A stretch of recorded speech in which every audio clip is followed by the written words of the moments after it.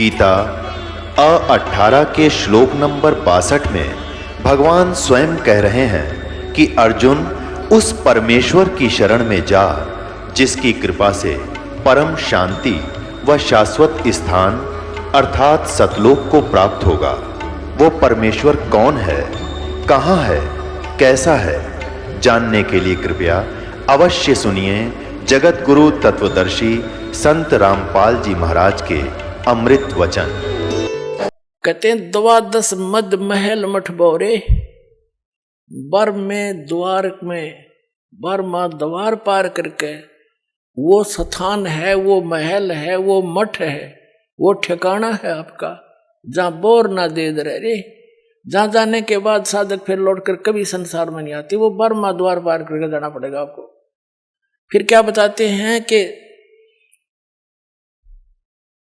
दोजक नरक बहिष्ठ स्वर्ग ये सभी देख लिए तुमने बहुत बार। दोजक बहिष्ठ सभी तय देखे राजपाट के रसिया, और 3 लोग से तिरपत नाही यो मन भोगी खसिया।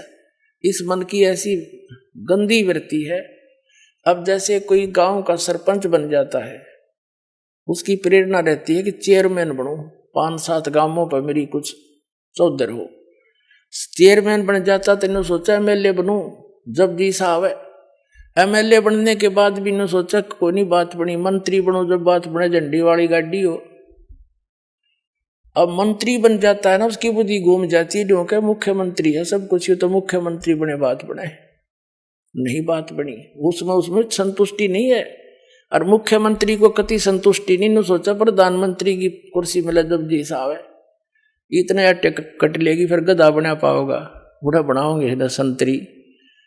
तो जो काम करने का है वो तो आसपास भी नहीं। तो क्या बताते हैं, दोजक भीष्ट सभी तय देखे राजपाट के रसिया, और 3 लोग से तिरपति नाही ये मन भोगी खसिया। फिर क्या बताते हैं, सतगुरु मिले तो इच्छा मिटे। सतगुरु की पहचान बता रहे, सतगुरु मिले तो इच्छा मिटे, पदमिल पदे समाना, और चल हंसा उस लोक पठाऊं जो आदि अमर स्थान। गीता अध्याय नंबर 18 के श्लोक नंबर 62 में कहा कि अर्जुन तू सर्वभाव से उस परमेश्वर की शरण में जा, उसकी कृपा से तू परम शांति को और सनातन परम धाम को, शाश्वत स्थान को, अमर स्थान को प्राप्त होगा। गीता अध्याय नंबर 15 के श्लोक नंबर 4 में कहा कि तत्वदर्शी संत की प्राप्ति के पश्चात इस अज्ञान रूप अंधकार को तत्व ज्ञान रूपी शस्त्र से काट के, यानी से समझ कर, उसके पश्चात परमेश्वर के उस परम पद की खोज करनी चाहिए, जहां जाने के बाद साधक लौटकर कभी संसार में नहीं आता। अपने विषय में कहता है कि अर्जुन तेरे और मेरे चौथे अध्याय के 5वें और 9वें श्लोक में, दूसरे अध्याय के 12वें श्लोक में, 10वें अध्याय के दूसरे श्लोक में गीता जी में, ये गीता ज्ञानदाता ब्रह्म है, ये खुद कह रहा कि तेरे और मेरे बहुत जन्म हो चुके, तू नहीं जानता मैं जानता हूं। इसे सिद्ध है कि ब्रह्म का साधक भी नाशवान, ब्रह्म भी नाशवान। तब क्या बता रहे हैं कि सतगुरु मिले तो इच्छा मिटावा यहाँ की कि क्या क्या डले ढो रहा है तू, जो काम इस अनमोल जीवन मनुष्य जीवन से करना था वो कर, और जो तुझे चाहिएगा भगवान ने देता है वो, और वो परमात्मा आपको मिल जाएगा। जो आवश्यकता आपको होगी वो अवश्य देगा, चाहे तेरे भाग में भी ना हो। और आप अन्य भगवानों से वो ग्रहण नहीं कर सकते थे, सारी उम्र सर पे टिकले उनके बारे में द्वार के आगे। अब कि कौन नहीं चाहेगा इस समर्थ की ओट, सभी चाहेंगे, सबको चाह इस भगवान की। अभी पता ही नहीं था, हमने को बताने वाला नहीं था। परमात्मा आए जब ये संतों ने कोशिश की बताने की, जो उनसे मिले परमात्मा से मिले थे, उनकी हमने सुनी नहीं। हमारे नकली गुरुओं ने सुनने नहीं दी कि तो अनपढ़ हैं, अशिक्षित हैं, इनको क्या पता है। तो परमात्मा ने सारे शिक्षित करे पहले अपने बच्चे, और फिर समझाओगे पूरे ज्ञान को। अब क्या बताते हैं कि सतगुरु मिले तो इच्छा मिटे, इंद्र दा राज कागदा बेस्टा। कहते यहाँ के स्वर्ग के राजा का राज्य भी आपको प्राप्त हो न सोच ले, काग की बीट है सतलोक के सुख के सामने, काग की टट्टी। यहाँ के एमएलए एमपी मंत्री प्रधानमंत्री तो कुछ भी नहीं फिर स्वर्ग के देवता के सामने, और वो भी काग की बीट। तो ये क्या होगा फिर। तो हमने इस ज्ञान से ये जानकारी होगी। और फिर पद मिल पदे समाना, पद का अर्थ है पद्धति। यहां पद के 2 अर्थ है, क्योंकि ये पद्य भाग है, इसमें शब्दों को कई बार उस राग के अनुसार अधूरा बोला जाता है। पद मिल पदे समाना, पद माने शास्त्र अनुकूल पद्धति, पूजा की विधि, मेथड ऑफ वर्शिप, पूजा की विधि तरीका, सही पद मिलने पर और उस पद के सही पद्धति की प्राप्ति होने से, सच्चे मंत्र और जाप विधि का प्राप्त होने पर पद मिल पदे समाना, उस पद में, अमर पद में जहां जाने के बाद कभी लौटकर संसार में नहीं आते, उस पद में समा जाओगे तुम। कहते हैं सतगुरु मिले तो इच्छा मिटे, पद मिल पदे समाना, और चल हंसा उस लोक पठाऊं जो आदि अमर स्थाना, और जो कभी नष्ट नहीं होता, आदि अमर स्थाना। और वहां क्या सुख है, चार मुक्ति जहां चंपी करती, माया होरी दासी, दास गरीब अभय पद पर से। वह मृत्यु नहीं, डर नहीं किसी का, यहां भय नहीं निकल रहा राष्ट्रपति का भी, मेरे बॉडी गार्ड रखने पड़ते हैं। फिर कहते हैं चार मुक्ति जहां चंपी करती, यहाँ की जो सुविधा है स्वर्ग महास्वर्ग और दो चार प्रकार की मुक्तियां हम आज तक सुना करते थे, उसको प्राप्त प्राणी को स्वर्ग में बड़ा सुख होता है, लेकिन वो तो अस्थायी होता है, सीमित होता है। उसके बाद नरक में भी जाता है, गधा भी बनता है, वो तो खत्म हुई फिर। जैसे आपने श्री महावीर जैन जी का इतिहास कई बार दिखाया दास ने, 80 लाख बार तो वो देवता बना, और 60 करोड़ बार गधा, 30 करोड़ बार हाथी, 30 करोड़ बार कुत्ता है। और कुत्ता से कब बना बतेरा हो प्रधानमंत्री चाहे स्वर्ग का देवता हो, सारी मरोड़ निकल जाए कब्र में। तो क्या बताना चाहते हैं कि वो सुख जो इन लोकों में तुम देख रहे हो, वो उसकी तुलना मत बता दिया इंद्रदाराज का गदा बेष्टा, लेकिन वो सुख जो चार मुक्ति तो मानते हो, ये तुम्हारे चरणों में सतलोक में ये सारी सुविधाएं जो स्वर्ग, यहाँ के स्वर्ग में, लेकिन इनसे भी अच्छी वहां सदा रहेंगी, सारे सुख है वहां पर। ये नाचने गाने तुम वहां करियो ठाठते, अड़ बकवाद करो, अड़ नाचे डीजे ला के, दुल्हे की मृत्यु होगी एक्सीडेंट में, फिर टक्कर मारे बजा ले डीजे अड़े, खा के यहाँ के खुशी मनाओ गंदे लोक में। यहाँ तो अपना कान सा बोझ के भक्ति करके पीछा छुटा के फिर वह नाचियो गाइयो ठाठते खुशी मनाना, वह सदा दिवाली रहेगी। समर्थ का शरणाग हो रंग होरी हो, और कदे ना हो एकाज राम रंग होरी हो। समर्थ की शरण में आओ, सदा सुखी रहोगे। कहते चार मुक्ति जहां चंपी करती, और माया होरी दासी, जिस माया के पीछे तुम भटक रहे हो रिश्वत चोरी बकवाद कर करके, कहते ये वहां आपके चरणों में पड़ी रहा करेगी। और दास गरीब अभय पद पर से, वो मिले राम अविनाशी, अविनाशी राम कबीर परमात्मा मिलेगा आपको। और वो तरीका इस दास के पास है, वह भेजने का पूरा पासपोर्ट बनवा लो। बोलो सतगुरुदेव।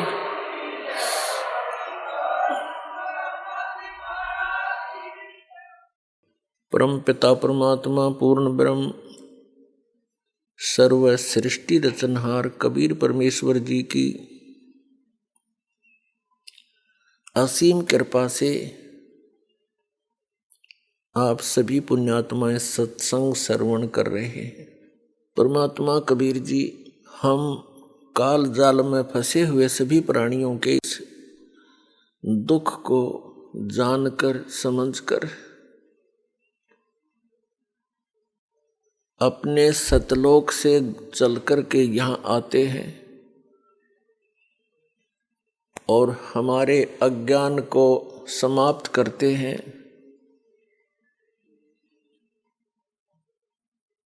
हमें ये बताने की चेष्टा करते हैं कि तुम सभी प्राणी ऐसे स्थान से आए हुए हो जहाँ पर किसी वस्तु की कमी नहीं, किसी वस्तु का वहाँ पर अभाव नहीं,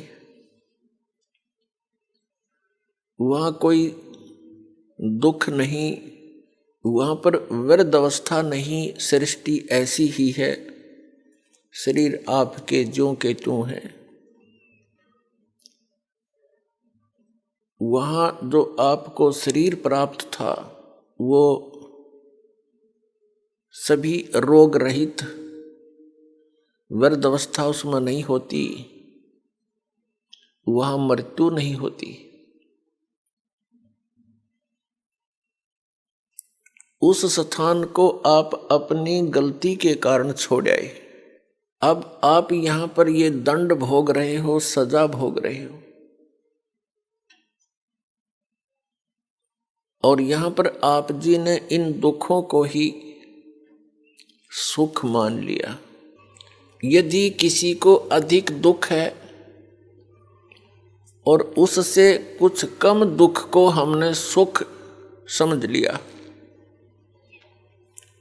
और यहां पर सुख नाम की वस्तु नहीं है, आपने सुख देखा ही नहीं है, इसलिए इन्हीं अटकलबाजियों में आप सुख मान रहे हो। कैसे? जो निर्धन है वो सोचता है धनवान सुखी, ये कार और कोठियों में निवास करता है, सफर करता है। अब धनवान को स्वप्न में भी सुख नहीं होता। धनवान समझता है, धनी व्यक्ति सोचता है कि राजा लोग सुखी होंगे, ये राजा लोग सुखी हैं। राजा सुखी हो ही नहीं सकता। विचार की बात है, जैसे एक परिवार का मुखिया अपने 4-5 सदस्यों की व्यवस्था में कितनी टेंशन लिए फिरता है। किसी को बीमारी है, किसी का विवाह नहीं हुआ, किसी का विवाह हो गया तो बालक नहीं, और 100 समस्याएं उसकी जान को बनी रहती हैं। राजा एक बहुत बड़े अक्षेत्र का मुखिया होता है। इससे खूब आसानी से अंदाजा लगाया जा सकता है वो कितना सुखी हो सकता है। स्वप्न में भी सुख नहीं उस व्यक्ति को जो राजा बना हुआ है। ठीक है, अपनी घूटी सूटी लाकर रात काट लेता होगा, घंटे 2 घंटे पड़ जा पी कर शराब, सुख नहीं है। हाँ, उस व्यक्ति को जो परमात्मा से जुड़ा हुआ है, कबीर परमेश्वर की भक्ति करता है, वो चाहे निर्धन है, चाहे धनवान है, चाहे राजा भी क्यों ना बना हो, वो भगवान से डरने वाला, परमात्मा उसका साथी होता है। उसके ऊपर आने वाली आपदाओं को तुरंत निवारण करता है, क्योंकि कबीर परमात्मा वो सुख सागर हैं जो अपने बच्चों का दुख देख नहीं सकते। और जब तक हम इस परमेश्वर की शरण में नहीं आते हैं तो हम अन्य उपासनाएं जो करते हैं वो हमें अपने प्रारब्ध में आने वाली आपदाओं से नहीं बचा सकते। उन साधनाओं से आपको अन्य लाभ तो हो सकते हैं, लेकिन आपके कर्म के दंड में वो परिवर्तन नहीं कर सकते। एक कबीर परमात्मा परम अक्षर ब्रह्म को छोड़कर अन्य जितने भी प्रभु हैं, स्वामी हैं, वो आपको जैसा कर्म किया है वो ही प्रदान कर सकते हैं, उसमें परिवर्तन नहीं कर सकते। तो वो भक्ति हमारे लिए यूजलेस है। हमारे प्रारब्ध में, हमारे संस्कार में, पुण्यों में, इस जीवन के सफर में कोई ऐसा भयंकर घटना, दुर्घटना हो और वो टले नहीं, वो दुर्घटना जब घट जाएगी और कोई ऐसी घटना हो जो इस आदमी का मनोबल तोड़ देती है, फिर वो भक्ति भी नहीं करता, छोड़ देता भक्ति को। और परमात्मा कबीर जी आप पर आने वाले आपके प्रारब्ध के संस्कारों को बदल देता है। जब हमारे ऊपर कोई आपदा आ जाती है और हमें पता है कि इसका कोई निवारण इस पृथ्वी पर नहीं है, और फिर वो ठीक हो जाता है, उसका समाधान हो जाता है इस भक्ति से, तो हमारी आस्था भगवान में दृढ़ होती है और तभी हम भक्ति कर सकते हैं। पुण्यात्मा, हम ऐसे लोक से आए हैं जहाँ कोई कष्ट नहीं था, कोई दुख नहीं था, मृत्यु नहीं थी और वृद्ध अवस्था नहीं थी। कोई भी वृद्धावस्था पसंद नहीं करता। 60-70 वर्ष के हो जाते हैं राजनेता अभिनेता, और अपनी स्किन को भी टाइट करवाते हैं देश विदेश में जाके।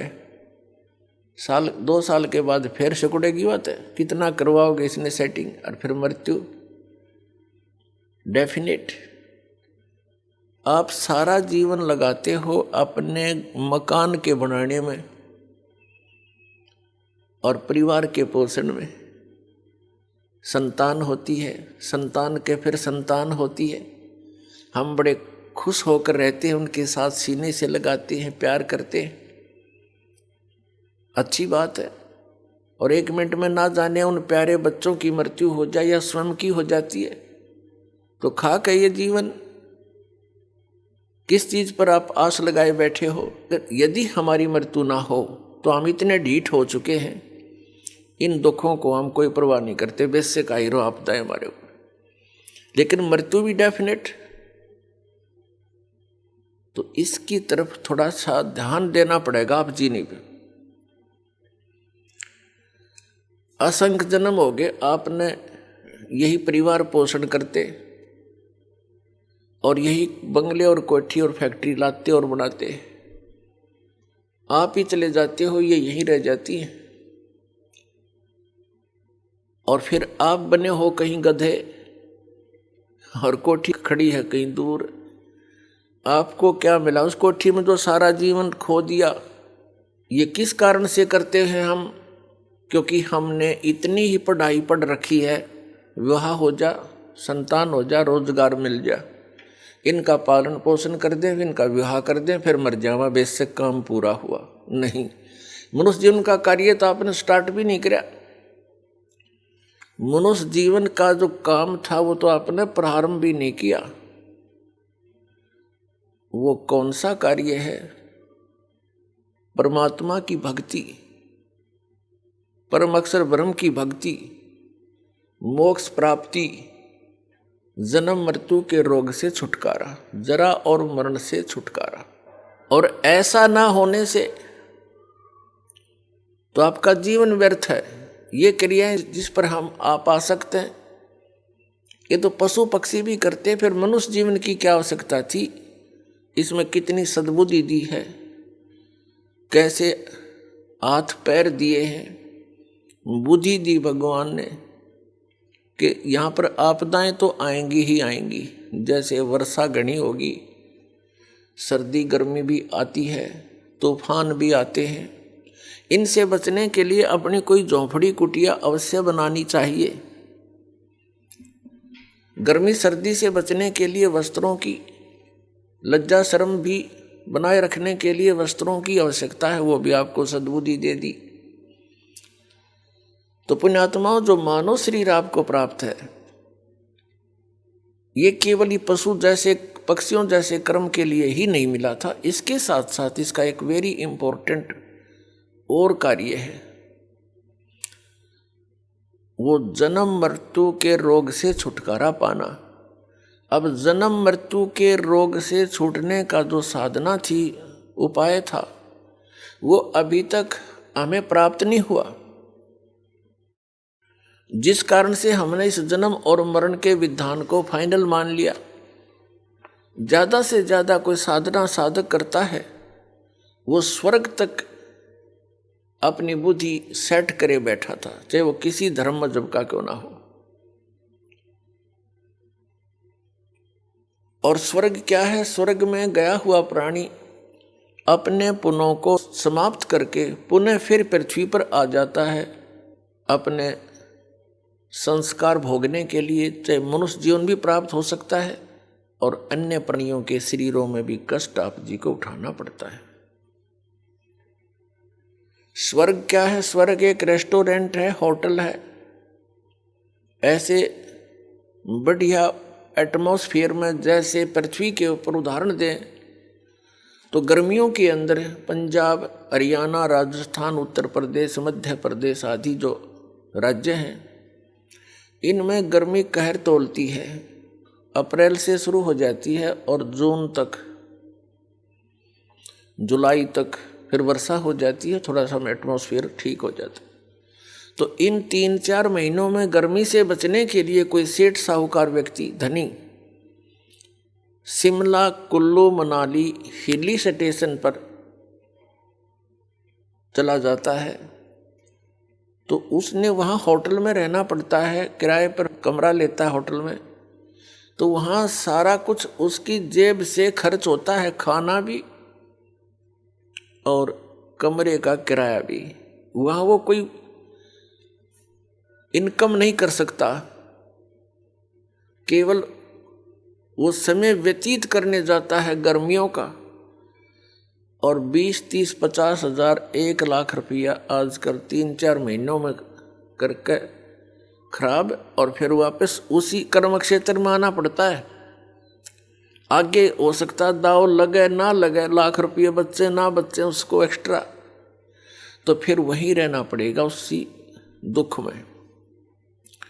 ठीक इसी प्रकार जो साधनाएं पुण्य प्राणी करते हैं, परमेश्वर कबीर जी की सत साधना के अतिरिक्त वो केवल स्वर्ग तक ही पहुंचते हैं, और उस स्वर्ग रूपी होटल में अपनी पुण्यों की पूंजी का नाश करके वह पुनः फिर पृथ्वी पर आ जाते हैं। और ये प्रोसीजर, ये प्रोसेस असंख्य जन्मों से आप प्राप्त कर रहे हो, इसी के अंदर आप लिप्त हैं। पहले तो इस मार्ग को बताने वाला हमें मिला नहीं कि इस स्वर्ग से भी आगे कोई ऐसा स्थान है जिसकी प्राप्ति होने के उपरांत प्राणी पुनः पृथ्वी पर नहीं आता, उसका जन्म मृत्यु कभी नहीं होता और वो सदा के लिए सुखी हो जाता है। वहाँ एक और स्थान है अभी तक, जैसे उस स्थान को सतलोक कहते हैं, अमरलोक भी कहते हैं हमारी संत भाषा में। उस परमेश्वर ने जो वहाँ का मालिक है, हम सबका कंट्रोलर है, सबका जनक है, सबका परमात्मा है कबीर जी, उसने स्वयं आकर के उस स्थान की जानकारी हमें दी है कि तुम यहाँ के रहने वाले नहीं हो और आप यहाँ केवल अपनी यातनाएं भोग रहे हो इस पृथ्वी पर। आप सतलोक के वासी हो, वहाँ रहा करते थे, आपके सारे मकान जो के तो वहाँ पर विद्यमान है, बहुत सुंदर मकान है, वहाँ पर सारी व्यवस्था वहाँ पर आपकी बनी हुई है, बड़े सुंदर पार्क हैं, फलदार वृक्ष आपके महलों में लगे हुए हैं, आसपास आपके आंगन में बहुत बढ़िया सुंदर आपके वहाँ मकान है। उस व्यवस्था से हम पहले परिचित थे, वो आज भी आत्मा में घर किए हुए, उसी की नकल हम यहाँ इस डुप्लीकेट लोक में कर रहे हैं। बड़ी कोठी हो, आगे आंगन हो, बड़ा पार्क हो, झूल डली हो, फूलदार वाटिका बनी हो, टहल करें। तो पुण्यात्माओं यह कोशिश भी करते हैं, बगीची हो, आंगन हो, बड़े सेठ लोग, बड़े अफसर यही चाहते हैं। चाहते तो सभी हैं, लेकिन उनका दाव लग जाता है या नकली अरेंजमेंट करने की। लेकिन यहाँ सुख नाम की वस्तु नहीं, टहल रहा वाटिका में और टेंशन है उसके दिमाग में, पता नहीं कहाँ घूम रहा, वाटिका के भ्रमण का आनंद भी नहीं ले पाती यहाँ पर। तो परमात्मा ने बताया कि वहाँ एक और स्थान है, उसने, उस परमेश्वर ने स्वयं आकर बताया आपको, और वो चारों युगों में हमारे पीछे पड़े हुए हैं कि तुम गलत साधना कर रहे हो, तुम गलत लोक में रह रहे हो, जिनको तुम परमात्मा मानकर पूज रहे हो, ये परमात्मा नहीं है, परमात्मा का तुम्हें ज्ञान भी नहीं है। लेकिन सतयुग त्रेता द्वापर में हम दुखी नहीं थे। पुण्यकर्मी प्राणियों के जन्म होते हैं, वो जो भी साधना कर रहे होते हैं, कैसी भी कर रहे हैं, फिर भी वो सुखी होते हैं और वो समझ बैठे होते हैं कि हम जो पूजाएं भगवान की कर रहे हैं, इसी से हमें ये लाभ हो रहा है। तो उस समय परमात्मा आते भी हैं। ये ज्ञान जो आज दास आपको रूबरू कर रहा है, यही ज्ञान उन्हीं का दिया हुआ, कबीर परमात्मा का, उस परम अक्षर ब्रह्म का, सत्य पुरुष का। तो उस समय हम नहीं सुनते उनकी इस बात को, क्योंकि हम सभी पुण्यकर्मी प्राणी सतयुग त्रेता द्वापर तक जन्म लेते रहते हैं और हमारे पूर्व संस्कार से हम स्वस्थ भी होते हैं, सब सुविधाएं भी उपलब्ध होती हैं, बच्चे भी स्वस्थ होते हैं, दीर्घायु होती है। तो हम ये भूल कर बैठते हैं कि जो साधना हम कर रहे हैं इनसे हमें सब सुख उपलब्ध है। अध्यात्म ज्ञान के अभाव से, तत्व ज्ञान की कमी से हम इतना सोच लेते हैं। हम भूल जाते हैं कि जो भी आपको प्राप्त है ये आपके पूर्व जन्मों का ही आपको प्राप्त है। वर्तमान में जो आप कर रहे हो इसका फल आपको भविष्य में आने वाले समय में मिलेगा, नेक्स्ट जीवन में, अगले जन्मों में। तो इस कारण से हम उस परमात्मा के यथार्थ ज्ञान को नहीं सुन सके, समझ भी नहीं सके और शरण भी ग्रहण नहीं कर सके। ये दुर्भाग्य रहा हमारा। बड़े पुण्य भी किए, साधनाएं भी की, वेदों अनुसार भक्ति भी की, लेकिन परमात्मा प्राप्ति नहीं हुई और न ही स्थायी स्थान मिला। हम जन्मते रहे, मरते रहे। इस दीर्घ रोग से हम असंख्य जन्मों से ग्रस्त हैं। अब ये समय आ गया है, परमात्मा ने निर्धारित किया हुआ था कि कलयुग की जो बिचली पीढ़ी प्रारंभ होगी उस समय आप सभी को ये तत्व ज्ञान बताया जाएगा और सभी को उस परमात्मा से परिचित कराया जाएगा। अब यहाँ थोड़ा सा शंका उत्पन्न होती है कि अब ही ये ज्ञान क्यों सार्वजनिक किया जा रहा है, पहले क्यों नहीं किया। ये तो आपको बता दिया कि पहले भी कोशिश की, परमेश्वर ने चारों युगों में आए हैं, परमात्मा हमारे लिए भटक रहे हैं, लेकिन उस समय हम अधिक दुखी ना होने के कारण हम अपनी ही व्यवस्था में और जैसा ज्ञान हमें यहाँ काल के इन ऋषि महर्षियों द्वारा, ब्रह्म के ऋषि महर्षियों द्वारा दिया गया था, उसी को हम अंतिम मानकर साधना में लीन रहे। सतयुग त्रेता द्वापर में कोई भी प्राणी भक्ति बिना नहीं रहता, वो अवश्य साधना किया करता था और अन्य कोई मजहब धर्म या और कोई साधनाएं नहीं थी। केवल वेदों अनुसार ऋषियों ने जैसा वेदों को समझा उसी का प्रचार जनता में करके उनसे भी वही साधना करने को वो कहा करते थे। ये कलयुग में आकर के ज्यादा मजहब धर्म इस काल ने बना दिए, आन उपासनाओं की भरमार भी इस कलयुग में कर दी। इसका कारण क्या है? आप जी को ये बताया जाएगा कि आप जी क्यों फंस गए यहाँ उस सुख में स्थान को छोड़कर। इसके लिए थोड़ी सी सृष्टि रचना की जानकारी आपको दी जाएगी। सबसे पहले परमात्मा अकेले थे, उन्होंने फिर एक अकेलोक की रचना की अपने वचन से और उसके ऊपर वो परमात्मा विराजमान हुए। वहां से फिर उन्होंने 3 लोकों की और रचना की, जिसको अगमलोक, अलखलोक और सतलोक कहते हैं। और चारों के चारों लोकों में परमात्मा अन्य रूप धारण करके सिंहासन अपने वचन से निर्मित करके उसके ऊपर एक राजा के समान विराजमान हुए। प्रत्येक लोक में परमात्मा ऐसे विराजमान है, सिर पर मुकुट है राजा के समान और ऊपर छतर है, बहुत बड़ा आलीशान एक बहुत सुंदर गोल आकार का गुंबज बना हुआ है, उसके बीच में सेंटर में मालिक बैठे हैं। सतलोक के अंदर आकर परमात्मा ने अपने वचन से सभी द्वीप और मान सरोवर की रचना कर दी। उसके बाद परमात्मा ने 16 वचन उच्चारण किए। 16 वचनों से 16 पुत्रों की उत्पत्ति की वचन से। प्रत्येक को एक एक द्वीप में रहने को कह दिया। कुछ समय के उपरांत परमेश्वर सत्य पुरुष यानी कबीर जी ने अपने पुत्र अचिंत से कहा कि आप आगे की रचना रचिए। अचिंत ने अपने वचन से एक व्यक्ति उत्पन्न किया, युवा लड़का। उसका नाम रखा अक्षर पुरुष।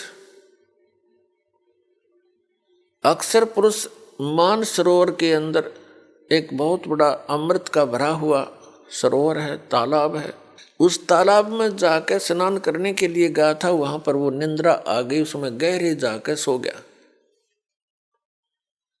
वहां पर श्वासों से शरीर नहीं है सतलोक के अंदर। काफी समय ऐसे ही बीत गया। उसके बाद परमात्मा ने, सत्य पुरुष ने स्वयं ही सृष्टि रचना की। उसी सरोवर से जल उठाया, अपने वचन से उसको अंडा रूप दे दिया। उस अंडे के अंदर एक आत्मा प्रवेश कर दी अपने वचन से। उस अंडे को उस मान सरोवर में छोड़ दिया। गड़गड़ गड़गड़ करता हुआ वो अंडा नीचे जाने लगा। उसकी आवाज से अक्षर पुरुष की निंद्रा भंग होगी। अब जैसे कोई अधूरी निंद्रा में जागता है तो उसको कुछ क्रोध सा होता है, तो ऐसे उस अक्षर पुरुष ने कोप किया कि मुझे किसने जगा दिया। और उस कोप युक्त दृष्टि से देखा अंडे को। उस कोप से वो अंडा फट गया क्रोध से। उसमें से एक युवा लड़का निकला जो यहाँ का अब मालिक कहलाता, जिसको ब्रह्म कहते हैं, जिसको सरपुरुष भी कहते हैं। अब अक्षर पुरुष और सरपुरुष उस तालाब में दो थे। परमात्मा ने आकाशवाणी की कि तुम दोनों बाहर आओ। अक्षर पुरुष तुम निंद्रा में थे, तुम्हें जगाने के लिए ये सब कौतुक किया गया। दोनों बाहर आ गए, सरपुरुष और अक्षर पुरुष। इन दोनों से कहा कि आप जाइए अचिंत के लोक में, द्वीप में रहो। ये तीनों एक द्वीप में रहने लगे, अचिंत, अक्षर पुरुष और सरपुरुष। कुछ समय के बाद परमेश्वर ने आप सभी आत्माओं की, कबीर जी ने अपने वचन से आपकी उत्पत्ति की युवा अवस्था में, और आपको अलग अलग स्थान अपने वचन से रचकर उसमें रहने की व्यवस्था की। तो ऐसे आप वहां रहा करते थे। परमात्मा ने नर और नारी की भी रचनाएं की। आपकी वहां संतान है, संपत्ति है, अलग अलग से। बहुत सुंदर महलों में रहा करते थे। किसी चीज का अभाव नहीं, कोई राग द्वेष नहीं। सुंदर शरीर आपको प्राप्त था, तेज पुंज से एक ही तत्व का बना हुआ। ये 5 तत्व का बना हुआ है। इसके अंदर आप देखते हो कितना सुंदर आपको लग रहा है। ये बना किस मटेरियल से है? 5 तत्वों से, जिसमें मिट्टी, पवन, जल, अग्नि, वायु, आकाश, इनसे बना हुआ। और ये देख ले, इसमें कुछ दिखता नहीं और कितना सुंदर प्रारूप हो गया इसका। तो इसको बनाने के लिए जो व्यवस्था की गई है, यहाँ नर मादा करके उनके द्वारा खाए गए उस 5 तत्व का ही मिश्रण, उसका प्रारूप बदल कर ये शरीर और ये हाड़ मांस का पुतला बन गया। इसका अंतिम संस्कार करते हैं, ये फिर उसी 5 तत्वों में फिर से मिल जाता है। तो सतलोक के अंदर एक तत्व से बना हुआ है, उसमें नाड़ी तंत्र नहीं है हमारे शरीर में। तो वहां हम ठाठ से रहा करते थे, कोई चिंता नहीं थी, किसी चीज का अभाव नहीं था, काल मृत्यु नहीं, वृद्ध अवस्था नहीं थी, ना बच्चे हमारे सामने मरते थे ना हम मरते थे, सब सुविधाएं हमें उपलब्ध थी। और एक विशेषता है, जब जीव को सर्व सुख प्राप्त हो जाते हैं तो ये परमात्मा को बोलता है। यह सबसे बड़ी कमी है जो हमें वहां दुख दे गई। और यहां पर भी यही व्यवस्था आपके अंदर है। जो भी आज सुखी है, जिसके पास संतान ठीक है, आगे संतान की भी संतान ठीक है और सब स्वस्थ है, अच्छी पोस्ट है या कोई अच्छा धन उसके पास है, उसको आप जाकर समझाने की चेष्टा कीजिए, वो सुनने को तैयार नहीं। ये दुर्भाग्य उस प्राणी का जो परमात्मा से दूर हो गया, इस नकली सुख न प्राप्त करके, इस झूठे सुख को प्राप्त करके। तो यही समस्या हमारे सामने वहां उत्पन्न होगी। सब सुविधाएं उपलब्ध थी, कोई किसी चीज की वहां त्रुटि कमी नहीं थी। फिर क्या हुआ कि कुछ दिनों के बाद वो सरपुरुष, जिसे ज्योत निरंजन भी कहते हैं, आगे चलकर इसी को काल भी कहते हैं, जो यहाँ का 21 ब्रह्मांड का स्वामी है, जिसके लोक में हम रह रहे हैं। हम यहाँ कैसे फंसे, अब इससे क्लियर होगा। पुण्यात्माओं, जो दास आपको ये कथा सुना रहा है, ये सत्यनारायण कथा है और ये सत्य कथा है और ये परमात्मा द्वारा बताई गई है। ये किसी डोम भाट के गीत नहीं, ये गॉड गिवन स्पिरिचुअल नॉलेज है, कबीर गॉड गिवन। आप जी ने जो आज तक सुना है वो उस रंग में आप रंग चुके हो, और ये हटकर यथार्थ ज्ञान सुनने को मिलता है तो मन के अंदर बहुत से जो है शंकाएं उत्पन्न होती हैं, उत्पन्न तो होंगी और इसी ज्ञान से ही समाप्त भी होंगी। धैर्य से सुनना। अब इस सरपुरुष ने जो अंडे से उत्पन्न हुआ था, इसके मन में एक कल्पना आई, एक ओछी सोच उठी कि हम 3 एक द्वीप में रह रहे हैं और अन्य हमारे सभी भाई अपने अपने अलग से सिंगल अलग अलग रह रहे हैं। तो इसने क्या सोचा कि मैं भी अलग से स्थान प्राप्त करूं। उसके लिए इसने तप शुरू किया। एक पैर पे खड़ा होके ये तप करता रहा और हम सभी जो अपने सुख से रह रहे थे इसको देखने लगे। 70 युग तक ये एक पैर पे खड़ा रहा। तो पुण्यात्माओं, आज भी हमारे अंदर ये त्रुटि विद्यमान है।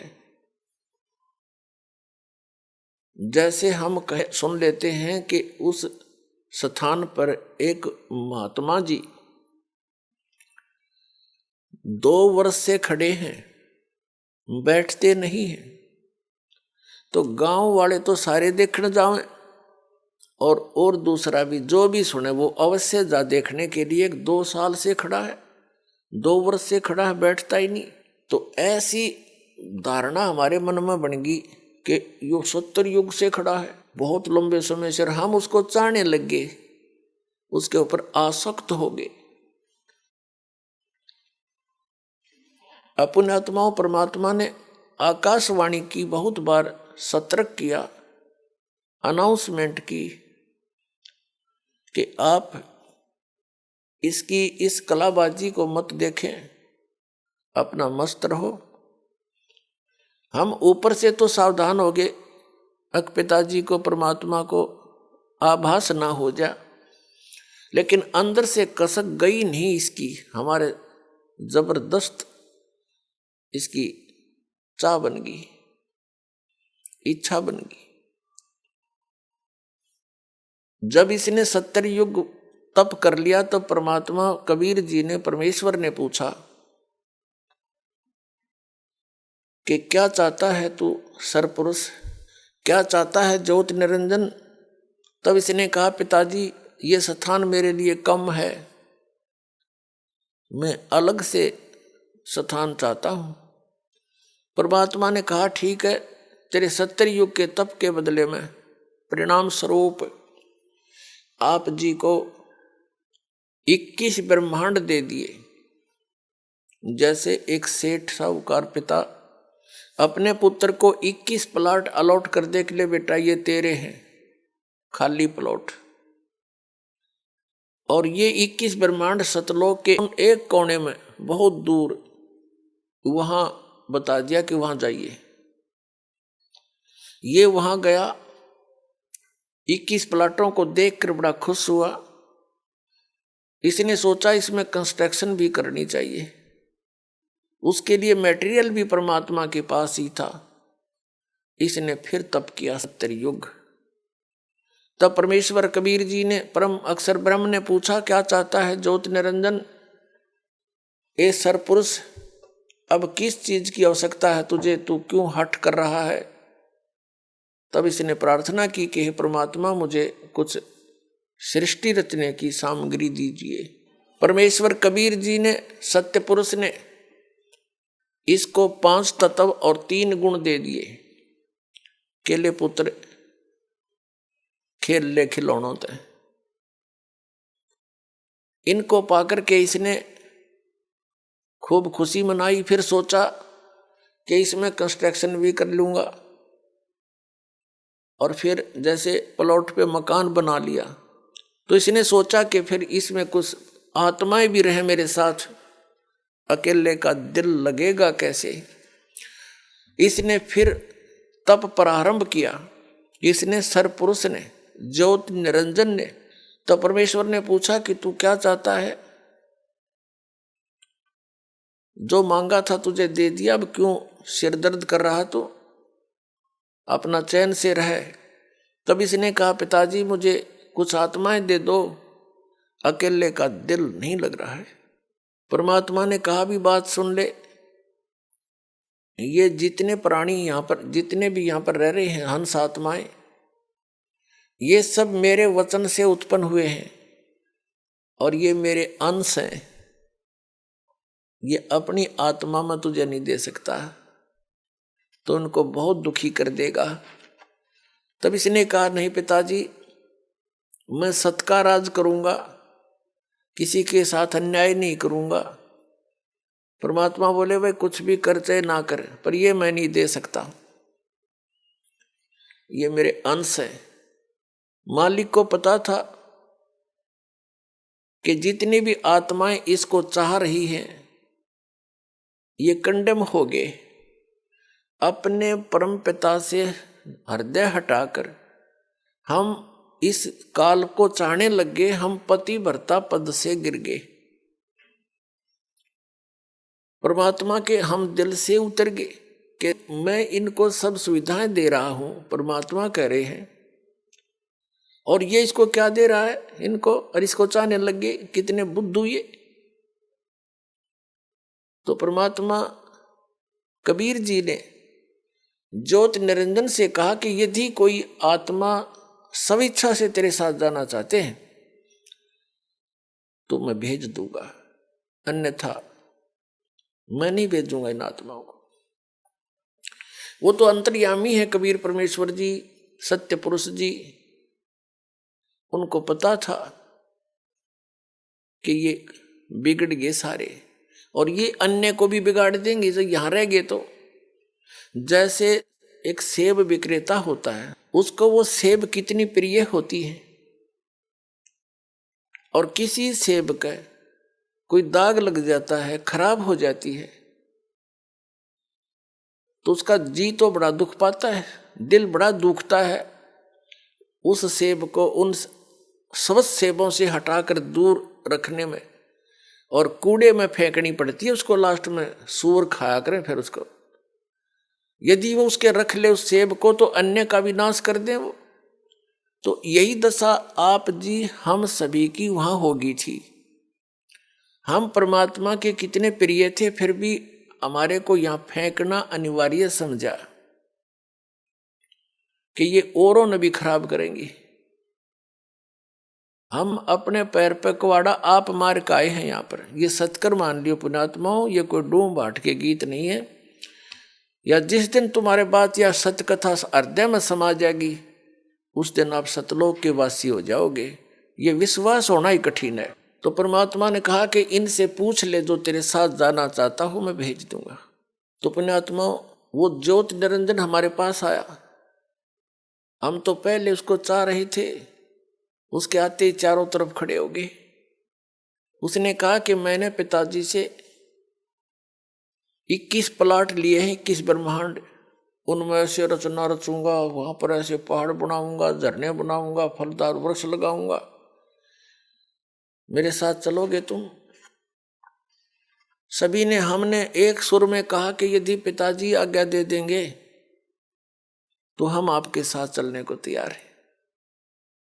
ज्योति निरंजन ने आकर के परमात्मा से अर्ज की कि हे परमेश्वर, हे पिताजी, तो कुछ आत्माएं मेरे साथ जाने को तैयार हैं, आपकी अनुमति चाहते हैं। परमेश्वर ने कहा कि मेरे सामने हाँ भरवा दे, सहमति करवा दे, फिर मैं भेजूंगा। कबीर परमेश्वर यानी सत्य पुरुष जी और ये सरपुरुष ज्योति निरंजन जो आगे चल के ये काल भी यही कहलाया, ये सरपुरुष हमारे पास आगे दोनों सरपुरुष और परम अक्षर पुरुष यानी जिसको हम सत्य पुरुष कहते। परमेश्वर ने आकर हमसे पूछा कि अभी जो हंस इस ज्योत स्वरूपी निरंजन यानी सरपुरुष के साथ जाना चाहता है वो हाथ खड़ा कर दे। अब पिताजी के सामने, क्योंकि जिसने पहले हमें कहा था कि इसके ऊपर आसक्त मत होना, कर्म बिगड़ जाएंगे तुम्हारे, तो नहीं हिम्मत पड़ी अपने मन की भावना को सार्वजनिक करने की। चुप हो गए, सन्नाटा छा गया, नीचे को गर्दन कर ली। तो परमेश्वर ने कहा कि ज्योति निरंजन, तू तो कह रहा था कि कुछ आत्माएं मेरे साथ जाना चाहते हैं, ये तो कोई भी तैयार नहीं है, झूठ बोल रहा था तू। तो उस समय एक आत्मा ने सबसे पहले हिम्मत किया खड़ा होने का और खड़ा होकर कहा हंस ने कि हे महाराज, हे परमात्मा, मैं इसके साथ जाना चाहता हूं। अब उसकी देखा देखी फिर हमने भी सोचा कहीं एक लय आनंद लूट जाए, वहां पर हम रह जाए पीछे। तो हम सभी ने हाथ खड़े कर दिए दोनों। जितने भी यहां चिट्ठी से लेकर हाथी तक, रंग से लेकर राजा तक, 21 ब्रह्मांड में ब्रह्मा विष्णु महेश ऋषि महर्षियों तक जितने भी आत्माएं हैं, ये सारे की सारी सतलोक से आए हुए हैं। तो हम सब ने हाथ खड़े कर दिए इसके साथ आने के लिए।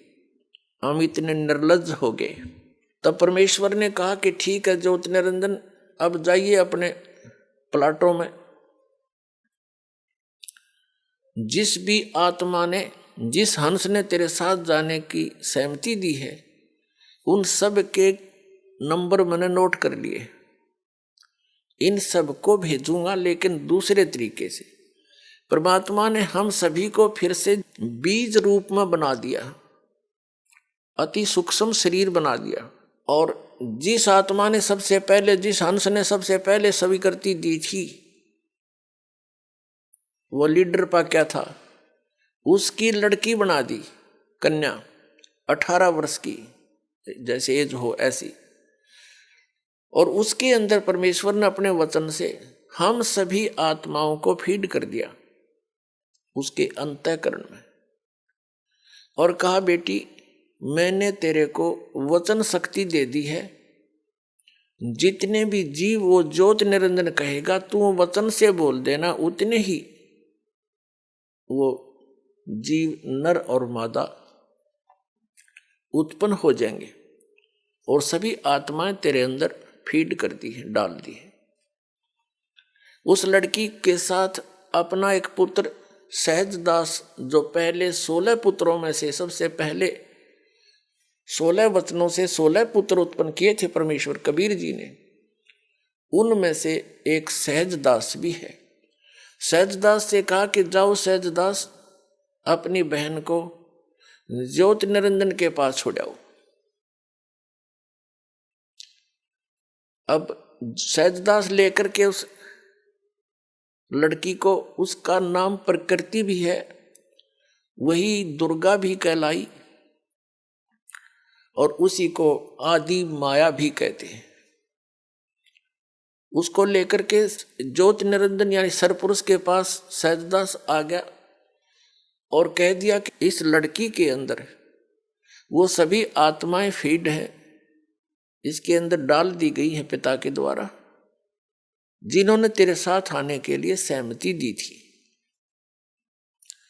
और ये इसको वचन शक्ति दे दी है परमेश्वर ने, जितने जीव तू कहेगा ये अपने वचन से उत्पन्न कर देगी, नर और मादा। ये कह करके सहजदास अपने द्वीप में आ गया।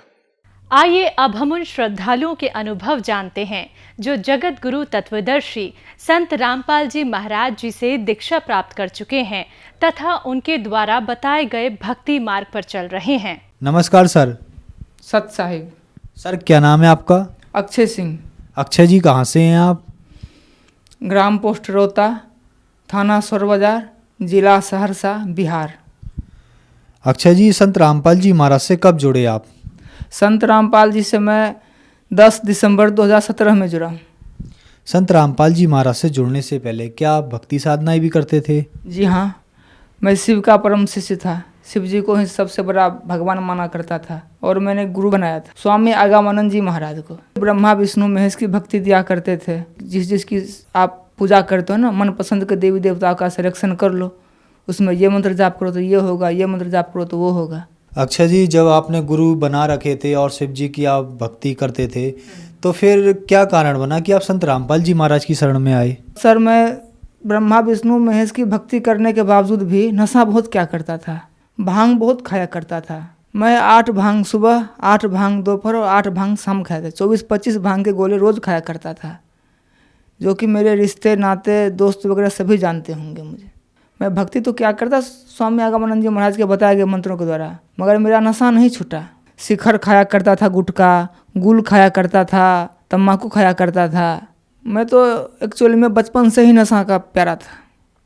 लोग मुझे गजेड़ी भंगेड़ी कहा करते थे, जोरा भी कहा करते थे, मगर इन सबों से मुझे कोई असर नहीं पड़ा करता था। सर, जैसा कि आपने बताया कि आप अत्यधिक मात्रा से भी ज़्यादा नशा करते थे, तो फिर संत रामपाल जी महाराज के बारे में आपको कैसे पता लगा?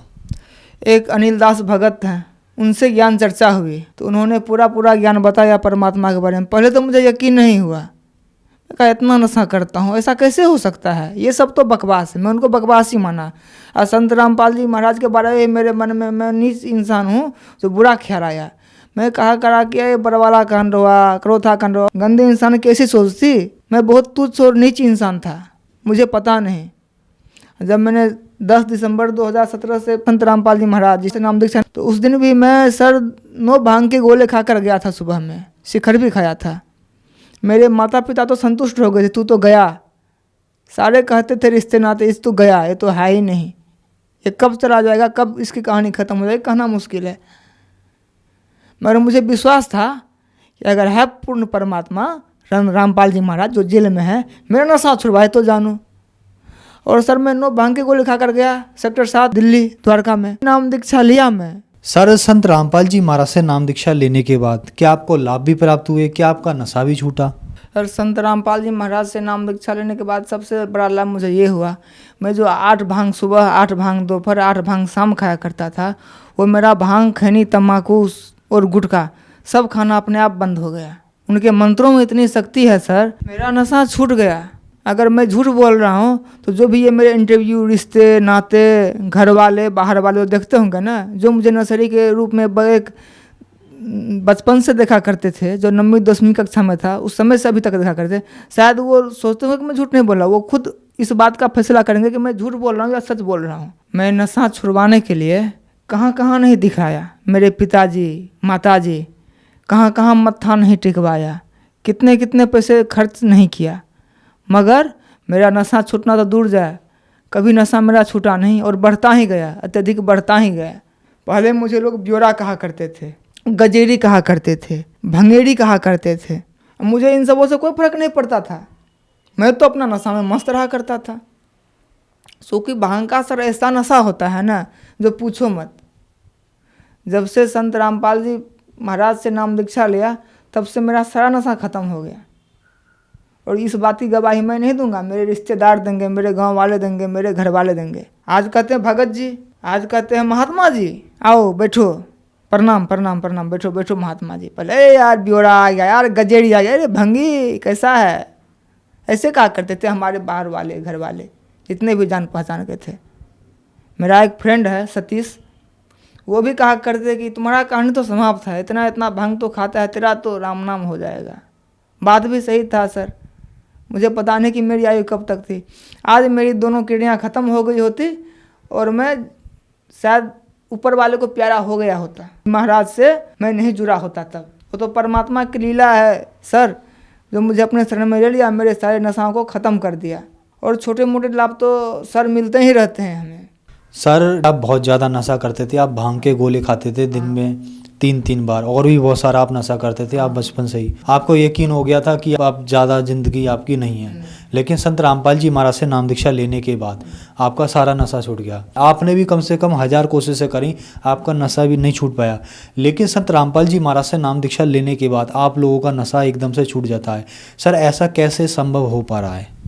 ऐसा देखिए, मैं कहना चाहूँगा सर कि ऐसा संभव मैं खुद महसूस क्या करता था कि संत रामपाल जी महाराज मेरा नशा नहीं छुड़वाएंगे। जिस दिन मैं नाम दीक्षा लेने के लिए गया था उस दिन भी मैंने भांग का गोला खाया था, सोचा कि मैं बाहर निकल के फिर खाऊंगा। मुझ जैसे मूर्ख नीच इंसान को नहीं पता क्या था कि संत रामपाल जी महाराज नहीं है बल्कि पूर्ण परमात्मा कबीर साहब के अवतार है, वो कुछ भी कर सकते हैं। आज तारीख 25 अक्टूबर 2020 और 10 दिसंबर 2017 से मैं एक सुपारी तक छुआ नहीं हूँ और नहीं छूऊंगा। मेरा नशा छूट गया संत रामपाल जी महाराज की ही कृपा से। सर बहुत सारी युवा पीढ़ी जो नशा कर रही है, नशा नहीं छोड़ पा रही है, लोग लाख कोशिशों के बाद भी सब तरीके के काम करके पैसे खर्च करके नशा नहीं छोड़ पा रहे हैं, और वो लोग आपको देख रहे हैं, तो उनके लिए आप क्या कहना चाहेंगे? मैं उनके लिए यही कहना चाहूँगा कि संत रामपाल जी महाराज से नाम दीक्षा ले और अपना कल्याण करवाए। यकीन नहीं करोगे सर, अगर मेरी बातों पर उन सबों को यकीन नहीं होगा, एक बार अवश्य आए संत रामपाल जी महाराज के शरण, और नशा उनका जो है ना उनके मंत्रों के द्वारा बताया गया, ऐसे नशा नहीं छूटेगा। वो मंत्र जो देंगे ना उनका सिमरन करना पड़ेगा, उनके बताए गए मार्ग पर चलना होगा। नशा क्या मैं 101% गारंटी से लिख कर दे सकता हूँ कि उनका नशा छूमंतर हो जाएगा, जैसे मेरा हुआ है। सर संत रामपाल जी महाराज से नाम दीक्षा कैसे ली जा सकती है? चैनल पर संत रामपाल जी महाराज का सत्संग आता है, उस सत्संग में नीचे पीला पट्टी आता है, उनमें नंबर है। उस पीला पट्टी पे जो नंबर होगा ना वो आसपास के संस्थान से जुड़ जाएगा, और वहाँ से फ़ोन करके अपने आसपास के संस्थान में जाएं और संत रामपाल जी महाराज से नाम दीक्षा ले करके अपना नशा, आर्थिक, मानसिक और शारीरिक सभी समस्याओं का निदान करवाएं। धन्यवाद सर। सत साहिब।